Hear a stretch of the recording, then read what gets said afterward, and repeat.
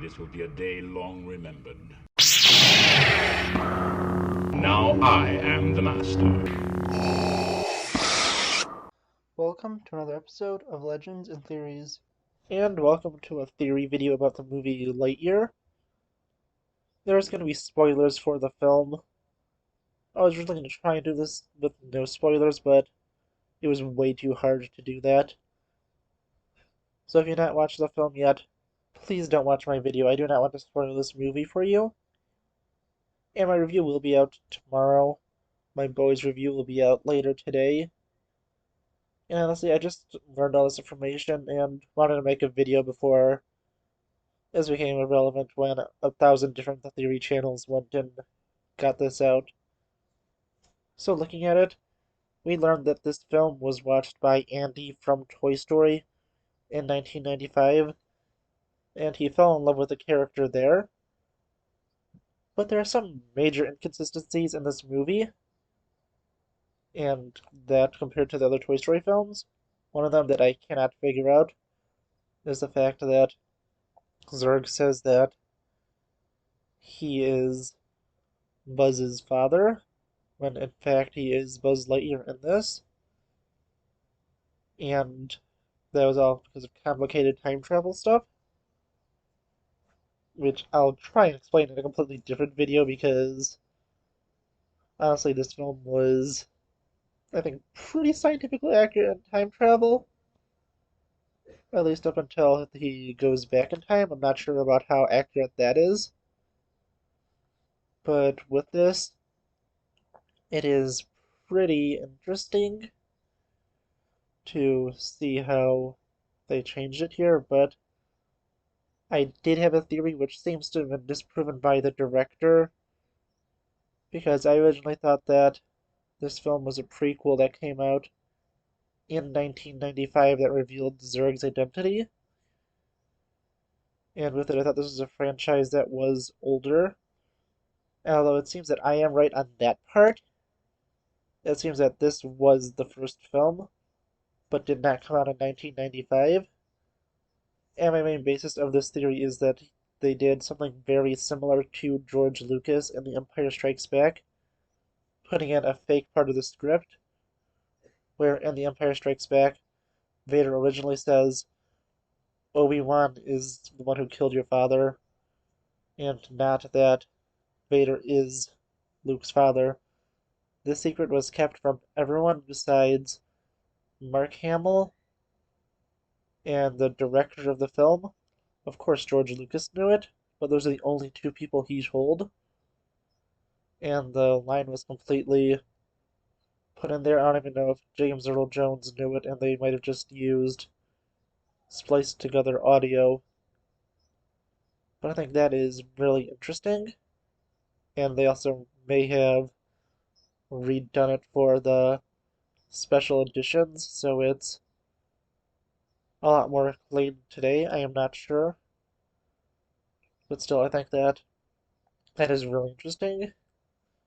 And they could have done it like that, but I will be pulling up a screenshot from an article I found.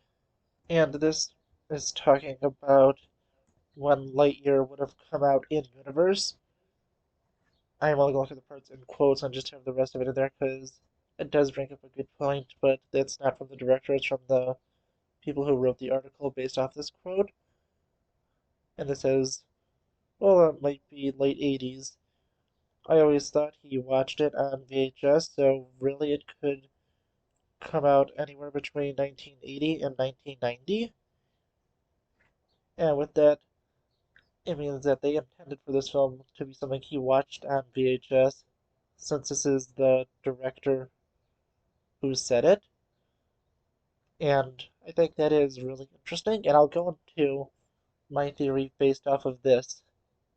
So, we know that this is a film that Andy watches, and that it is most likely also produced by Disney and Pixar in universe.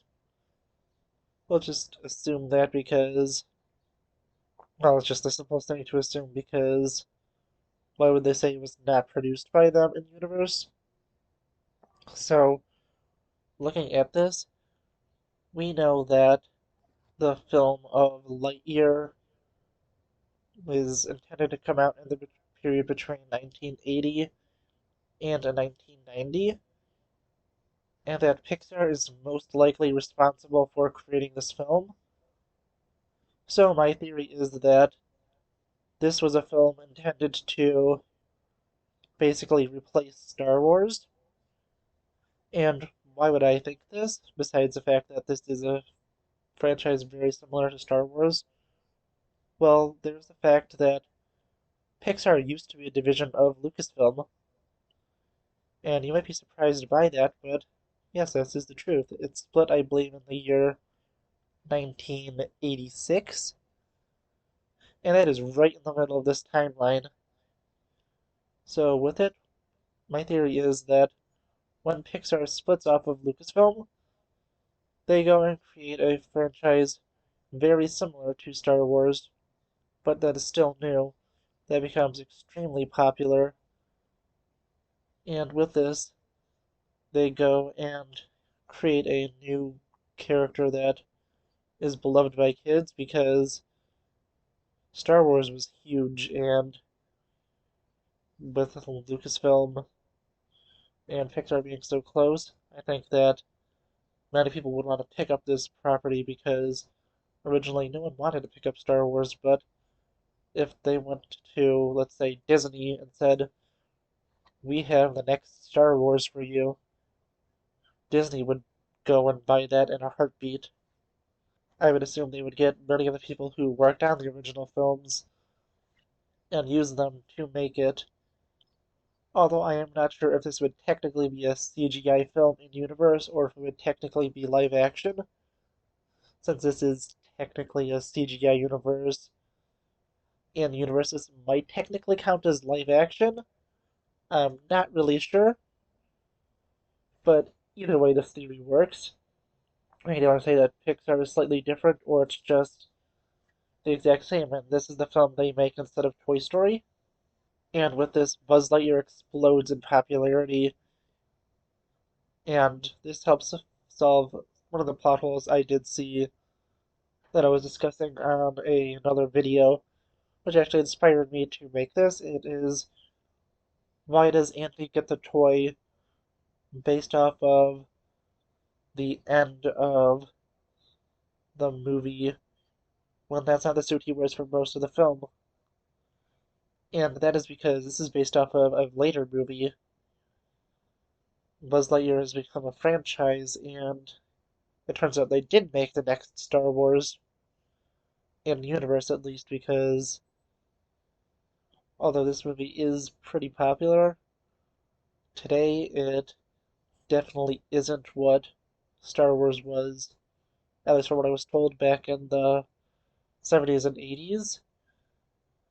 And the best equivalent to that is how big Marvel is today.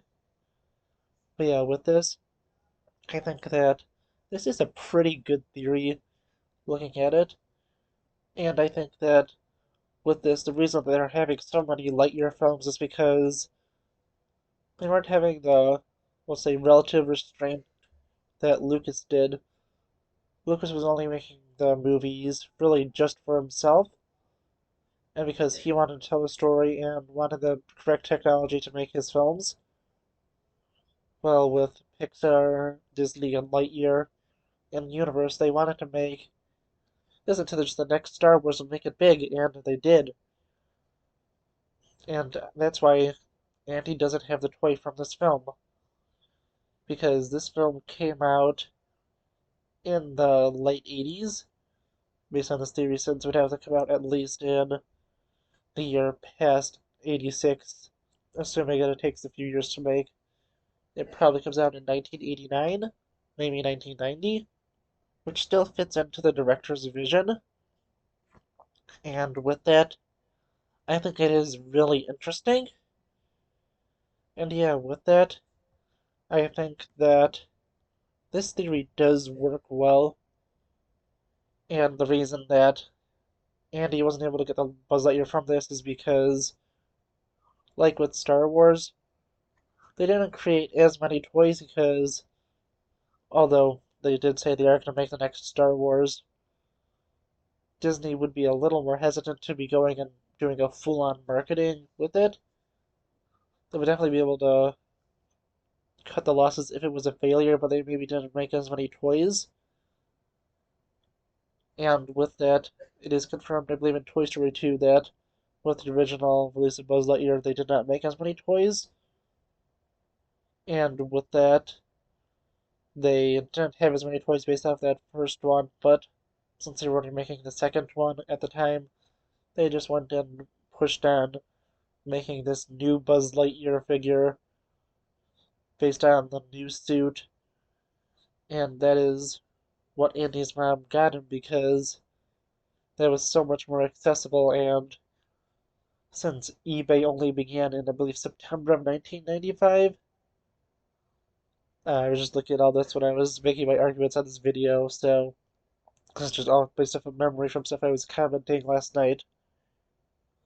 But yeah, with that, I think his mom would have just went and got him the far more easy to find and far more iconic look of Buzz Lightyear, who I'm guessing has had at least one or two sequels at this point, and a third one that comes out around the time of Toy Story 3.